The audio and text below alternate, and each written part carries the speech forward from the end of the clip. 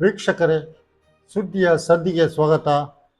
ನಾನು ಅರ್ಫಮಂಚ್. ಆಂಧ್ರ ಪ್ರದೇಶದಲ್ಲಿ ಏಪ್ರಿಲ್ 26ಕ್ಕೆ ಬಹುದೊಡ್ಡ ಪ್ರತಿಭಟನೆ ನಡೆಯಲಿಕ್ಕಿದೆ. ವಕ್ಫ್ ಬಿಲ್ ವಿರುದ್ಧ ದೇಶಾದ್ಯಂತ ಪ್ರತಿಭಟನೆಗಳು ನಡೆಯುತ್ತಿರುವ ಈ ದಿನಗಳಲ್ಲಿ ನೀವು ಯಾಕೆ ಆಂಧ್ರ ಪ್ರದೇಶವನ್ನೇ ಎತ್ತಿಕೊಂಡಿದ್ದೀರಿ, ಇಡೀ ದೇಶದಲ್ಲಿ ಪ್ರತಿಭಟನೆಗಳು ನಡೆಯುತ್ತಿಲ್ವಾ ಎನ್ನುವಂಥ ಪ್ರಶ್ನೆಗಳು ವೀಕ್ಷಕರೇ ನಿಮ್ಮಲ್ಲಿ ಮೂಡಬಹುದು. ಆದರೆ ಮುಸ್ಲಿಮರಿಗೆ ಬಹುದೊಡ್ಡ ವಂಚನೆ ನಡೆದದ್ದು ಆಂಧ್ರ ಪ್ರದೇಶದಲ್ಲಿ. ಅದು ತೆಲುಗು ದೇಶಂನ ಚಂದ್ರಬಾಬು ನಾಯ್ಡು ಅವರ ಮುಖಾಂತರ. ಅಂದರೆ ಮುಸ್ಲಿಮರವರನ್ನು ಭೇಟಿಯಾಗಿ ಸಂಸತ್ತಿನಲ್ಲಿ ವಕ್ಫ್ ಮಸೂದೆಯನ್ನು ವಿರೋಧಿಸಬೇಕೆಂದು ಕೇಳಿಕೊಂಡಾಗ ಒಪ್ಪಿದ್ರು. ಚುನಾವಣೆಯ ವೇಳೆ, ಕಳೆದ ವಿಧಾನಸಭಾ ಚುನಾವಣೆ ವೇಳೆ ಮುಸ್ಲಿಮರು ಅವರನ್ನು ಇತರೆಲ್ಲ ಪಾರ್ಟಿಯನ್ನು ಬಿಟ್ಟು ಬೆಂಬಲಿಸಿದರು. ಆದ್ದರಿಂದಲೇ ಅವರು ಬಹುಮತವನ್ನು ಪಡೆಯಲಿಕ್ಕೆ ಸಾಧ್ಯವಾಗಿ ಇವತ್ತು ಮುಖ್ಯಮಂತ್ರಿಯಾಗಿ ಕೂತಿದ್ದಾರೆ. ಮುಸ್ಲಿಮರ ಹಿತ ಕಾಯುವಲ್ಲಿ ತಾನು ಬದ್ಧನಿದ್ದೇನೆ ಅನ್ನುವಂತಹ ವಾತಾವರಣವನ್ನು ನಿರ್ಮಿಸಿದರು. ಮಾತ್ರವಲ್ಲ, ವಕ್ಫ್ ಮಸೂದೆಯನ್ನು ವಿರೋಧಿಸ್ತೇನೆ ಎಂದು ಹೇಳಿದರು. ಚಂದ್ರಬಾಬು ನಾಯ್ಡು ಅವರ ಎಲ್ಲ ಸಂಸದರು ಈ ವಕ್ಫ್ ಮಸೂದೆಯನ್ನು ಬೆಂಬಲಿಸಿದ್ದಾರೆ. ಇದು ಬಹುದೊಡ್ಡ ವಂಚನೆ ಎನ್ನುವಂಥ ಆಕ್ರೋಶ ಆಂಧ್ರ ಪ್ರದೇಶದ ಮುಸ್ಲಿಮರ ನಡುವೆ ಇದೆ. ಆದ್ದರಿಂದ 26ನೇ ತಾರೀಕಿಗೆ ಅಲ್ಲಿ ಬಹುದೊಡ್ಡ ಪ್ರತಿಭಟನೆಯನ್ನು ಹಮ್ಮಿಕೊಳ್ಳಲಿದ್ದಾರೆ. ಈ ಪ್ರತಿಭಟನೆ ನೋಡಲಿಕ್ಕೆ ಅದು ವಕ್ಫ್ ಮಸೂದೆಯ ವಿರುದ್ಧ ಎಂಬಂತಿದ್ರು, ಚಂದ್ರಬಾಬು ನಾಯ್ಡು ಅವರ ವಿರುದ್ಧ ಮುಸ್ಲಿಮರ ಜಲಾಕ್ರೋಶ ಇದಾಗಿದೆ ಎನ್ನುವಂಥ ಮಾತುಗಳು ಕೇಳಿ ಬರ್ತವೆ. ಆದ್ದರಿಂದ ಚಂದ್ರಬಾಬು ನಾಯ್ಡು ಅವರಿಗೆ ಏಪ್ರಿಲ್ 26 ಒಂದು ಬಹುದೊಡ್ಡ ಎಚ್ಚರಿಕೆಯ ಕರಗಂಟೆ ಆಗುತ್ತಾ? ಈಗಾಗಲೇ ರಾಷ್ಟ್ರಾದ್ಯಂತ ಮುಸ್ಲಿಂ ನಾಯಕರು ಸೋಕಾಲ್ಡ್ ಜಾತ್ಯತೀತವಾದಿಗಳನ್ನು ವಿರೋಧಿಸುತ್ತೇವೆ ಎನ್ನುವಂಥ ಮಾತುಗಳನ್ನು ಹೇಳ್ತಾ ಇದ್ದಾರೆ. ಯಾರು ಈ ಸೋಕಾಲ್ಡ್ ಜಾತ್ಯತೀತವಾದಿಗಳು?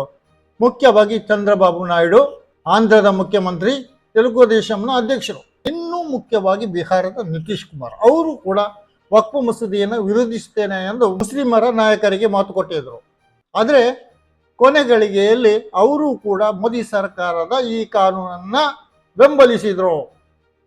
ಹೀಗಾಗಿ ಬಿಹಾರದಲ್ಲಿ ಈಗಾಗಲೇ ಬಿಹಾರ, ಪಶ್ಚಿಮ ಬಂಗಾಳ, ಮಧ್ಯಪ್ರದೇಶದಲ್ಲಿ ಬಹುದೊಡ್ಡ ಪ್ರತಿಭಟನೆ ನಡೀತಾ ಇದೆ. ಕರ್ನಾಟಕದಲ್ಲೂ ಕೂಡ ನಡೀತಾ ಇದೆ. ಹೀಗೆ ದೇಶಾದ್ಯಂತ ನಡೀತಾ ಇದೆ. ಆದರೆ ಸೋಕಾಲ್ಡ್ ಜಾತ್ಯತೀತವಾದಿಗಳು ಎಂದು ಇವತ್ತು ಮುಸ್ಲಿಂ ನಾಯಕರು ಹೇಳ್ತಾ ಇದ್ದಾರಲ್ಲ, ಅಲ್ಲಿ ನಡೆಯುತ್ತಿರುವ ಪ್ರತಿಭಟನೆ ನಿಜವಾಗಿಯೂ ವಕ್ಫ್ ಮಸೂದೆಯ ವಿರುದ್ಧ ಮಾತ್ರ ಅಲ್ಲ, ಯಾರು ತಮಗೆ ಮಾತು ಕೊಟ್ಟು ವಂಚಿಸಿದಾರೋ ಅವರ ವಿರುದ್ಧ ಕೂಡ ಆಗಿದೆ. ಯಾಕೆಂದ್ರೆ ಮುಸ್ಲಿಮರ ಎಲ್ಲ ನಾಯಕರು ಕೂಡ ಹೇಳುತ್ತಿರುವುದು ತಮಗೆ ವಂಚಿಸಿದಂಥ ನಾಯಕರ ಕುರಿತಾಗಿದೆ.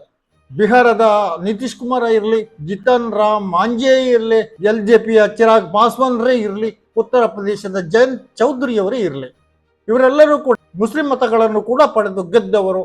BJPಯ ಜೊತೆಗಿದ್ರೂ ಕೂಡ ಮುಸ್ಲಿಮರು ಇವರು ಜಾತ್ಯತೀತವಾದಿಗಳೆಂದು ಗುರುತಿಸಿ ಇವರಿಗೆ ಓಟ್ ಹಾಕ್ತಾ ಇದ್ರು ಅನ್ನುವಂಥದ್ದು. ಆದರೆ ಇವತ್ತು ಇವರ ಜಾತ್ಯತೀತವಾದ ಮುಸ್ಲಿಮರ ಮುಂದೆ ಬಹಳ ಸ್ಪಷ್ಟವಾಗಿ ಅನಾವರಣಗೊಂಡಿದೆ. ಹೇಗೆ ಕರ್ನಾಟಕದಲ್ಲಿ ಧರ್ಮಸಿಂಗ್ ಸರ್ಕಾರವನ್ನ ಬೀಳಿಸಿ JDSನ ಕುಮಾರಸ್ವಾಮಿ ಅವರು ತಾನೇ ಸ್ವಯಂ ಮುಖ್ಯಮಂತ್ರಿ ಆಗಲು ಯಡಿಯೂರಪ್ಪ BJPಯೊಂದಿಗೆ ಕೈ ಜೋಡಿಸಿದ್ರು, ಅದೇ ರೀತಿ ಇವರು ಮುಸ್ಲಿಮರ ಹಿತರಕ್ಷಣೆ ಮಾಡ್ತೇವೆ ಎಂದು ತೋರಿಸಿಕೊಂಡು ಮುಸ್ಲಿಮರ ಬಹಳ ಮುಖ್ಯವಾದಂತಹ ಹಿತದ ಕುರಿತು ಇದ್ದಂತಹ ವಕ್ಫ್ ಅನ್ನುವಂಥದ್ದು, ದೇವನ ಹೆಸರಲ್ಲಿ ವಕ್ಫ್ ಮಾಡಿದಂತಹ ಆಸ್ತಿಗಳಿವೆಯಲ್ಲ, ಇದನ್ನು ಸರ್ಕಾರ ಹಸ್ತಕ್ಷೇಪ ಮಾಡುವುದಕ್ಕೆ ಸಹಾಯಕವಾಗುವಂತಹ ಒಂದು ಮಸೂದೆಗೆ ಇವರೆಲ್ಲ ಬೆಂಬಲಿಸಿದ್ರು. ಅದರಿಂದ ಇವತ್ತು ಈ ನಾಯಕರನ್ನೆಲ್ಲ ಮುಸ್ಲಿಮರು ಇವರಿಗೆ ಪಾಠ ಕಲಿಸುವಂತಹ ಒಂದು ನಿರ್ಧಾರವನ್ನು ಕೂಡ ಮಾಡಿದ್ದಾರೆ. ಆಗಲೇ ಹೇಳಿದಂತೆ, ಯಾವತ್ತು ಧರ್ಮಸಿಂಗ್ ಸರ್ಕಾರವನ್ನು ಬೀಳಿಸಿ ಕುಮಾರಸ್ವಾಮಿ ಅವರು ಮುಖ್ಯಮಂತ್ರಿ ಆದರೋ, ಯಾವತ್ತು BJPಯ ಜೊತೆ ಹೋದರೋ, ಆವತ್ತಿನ ಮುಸ್ಲಿಮರು ಆ ಪಾರ್ಟಿಯನ್ನೇ JDSನ್ನೇ ಬಿಟ್ಟು ಹೊರಬಂದರು. ಆನಂತರ JDS ಚೇತರಿಸಿಲ್ಲ.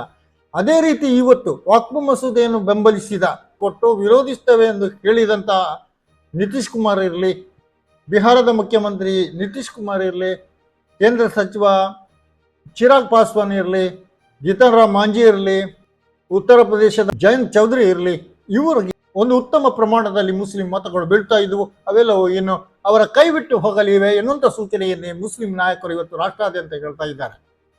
ಈ ಎಲ್ಲ ಪಾರ್ಟಿಗಳು ಮೂಲ ಪಾಲಾಗುತ್ತವಾ ರಾಜಕೀಯವಾಗಿ ಅನ್ನುವಂಥ ಪ್ರಶ್ನೆ ಇವತ್ತು ಬಲವಾಗಿ ರಾಜಕೀಯ ಪಡಸಾಲೆಯಲ್ಲಿ ಚರ್ಚೆ ಆಗ್ತಾ ಇದೆ.